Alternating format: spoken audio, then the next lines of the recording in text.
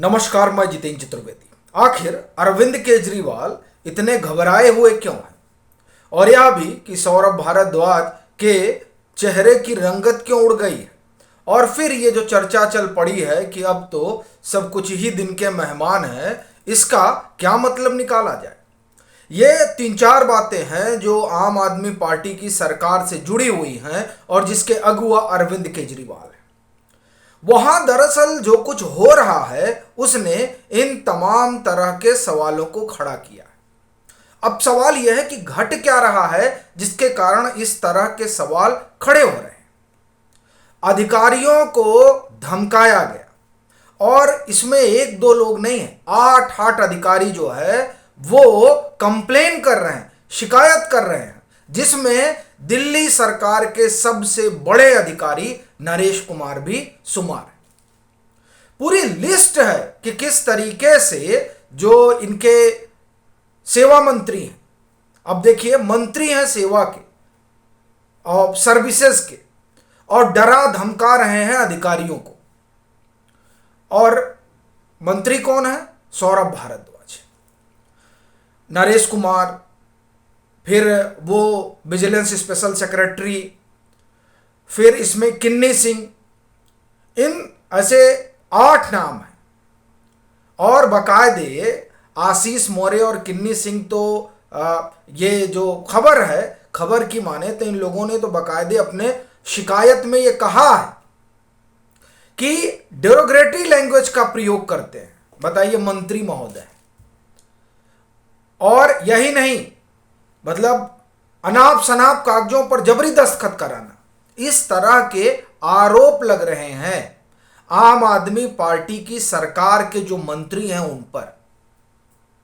और यह आप देखिए कि स्थिति कब बनी, जब 11 मई को सुप्रीम कोर्ट का फैसला आता है जो आम आदमी पार्टी की सरकार के पक्ष में होता है। और उसके बाद फाइलें कैसी बदल दी जाए, अपने तमाम नेताओं और मंत्रियों को कैसे बचा लिया जाए, और उसमें भी सबसे बड़ी चीज कि शीश महल वाला मामला कैसे रफा दफा किया जाए।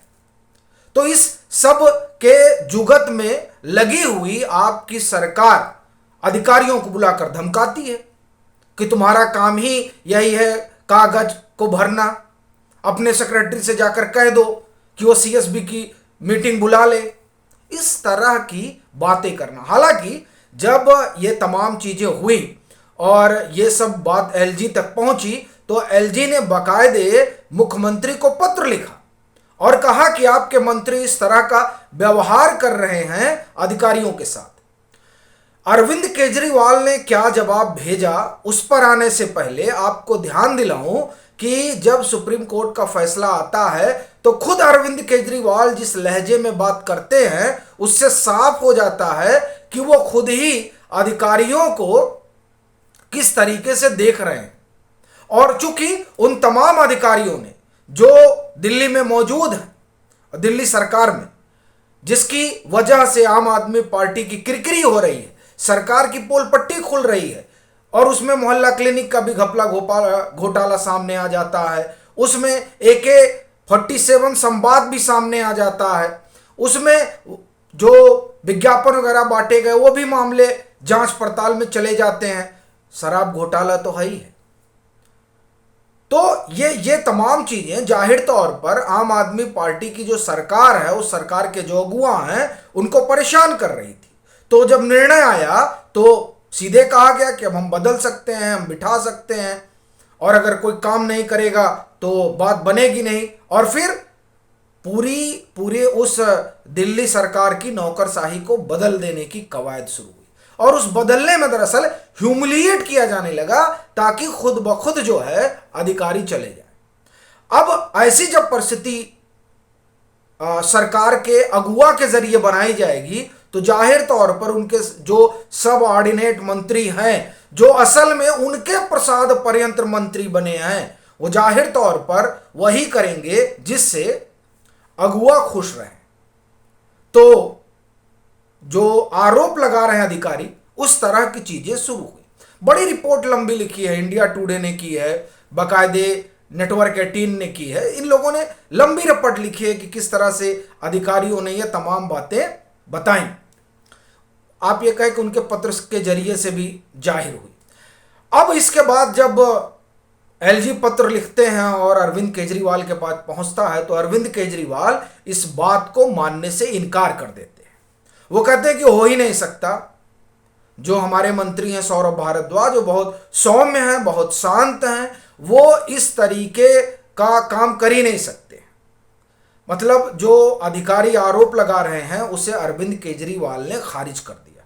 हालांकि जब यही सवाल सौरभ भारद्वाज से पूछा गया, पत्रकारों ने पूछा, तो उन्होंने भी इन आरोपों को खारिज कर दिया। अब आप बड़ी चीज देखिए कि ये आरोप खारिज कर रहे हैं, लेकिन जिस तरह की खबर है वो खबर क्या कहती है। हम आपको एक उदाहरण लेते हैं और फिर आगे चलते हैं। जो YVVJ राजशेखर, जो विजिलेंस के स्पेशल सेक्रेटरी हैं,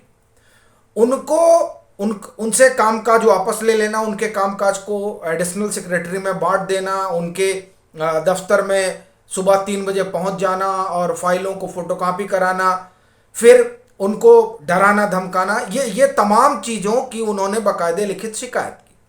अब उनका काम वापस क्यों लिया गया, उनसे फाइलें वापस क्यों ली गई? क्योंकि उनके खिलाफ एक कंप्लेन आती है।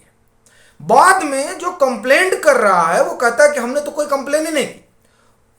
ये राजशेखर साहब बड़े ईमानदार आदमी है। तो ऐसी स्थिति में संदेह पैदा होता है कि असल में क्या वाकई में आम आदमी पार्टी की सरकार सही बोल रही है। चूंकि वो जिस अधिकारी को कटघरे में खड़ा कर रही थी और कह रही थी कि इनके खिलाफ कंप्लेन है, असल में जो कंप्लेनेंट है वो कह रहा है कि हमने कंप्लेन किया ही नहीं, यानी वो कंप्लेन ही फेक है। यानी उस फेक कंप्लेन के आधार पर अधिकारी को सरकार परेशान कर रही है। अब सवाल मंशा पर उठता ही है। इसलिए कहा जा रहा है कि अब जब ये जो तमाम आरोप हैं, इन आरोपों, अब चूंकि ये जो अधिकारी हैं जो दिल्ली सरकार में सेवाएं देते हैं, उनकी कंट्रोलिंग अथॉरिटी जो है गृह मंत्रालय जांच बिठा देगी। जो आरोप हो रहा है उसकी जांच पड़ताल हो। उसके बाद क्या होगा? उसके बाद किस तरह की सियासत जो है वो अरविंद केजरीवाल की सरकार करेगी, क्योंकि आरोप बड़े गंभीर लग रहे हैं। और इसी बीच तमाम और चीजें खुलकर सामने आ रही हैं। फिर वो चाहे उनके सहयोगी खोल रहे हो, पहले जो सहयोगी थे अभी भी सहयोगी ही हैं, लेकिन फिलहाल वो जेल में है, मनीष सिसोदिया। तो अगर ये जो शिकायतें हो रही हैं और इनसे जो चीज़ निकल कर सामने आ रही है वो ये बता रही है कि ये जो मौजूदा सरकार है इसका संकट कितना बढ़ने जा रहा है।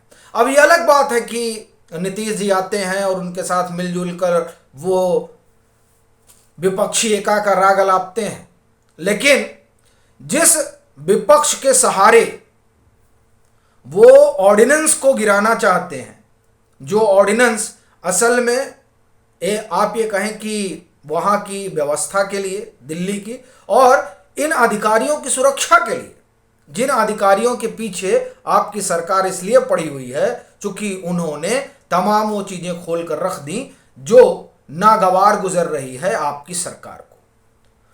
तो वो इनका जो अभियान है वो स्टैंड भी कर पाएगा, ये अपने आप में बड़ा सवाल है। और उससे भी बड़ा सवाल है कि ये जो आरोप लग रहे हैं, ये आरोप अरविंद केजरीवाल के संकट को किस हद तक बढ़ाएंगे, ये एक सवाल है। मगर जिस तरह से बेचैनी बढ़ी है आपके भीतर, वो ये बता रही है कि सब कुछ ठीक तो नहीं चल रहा है।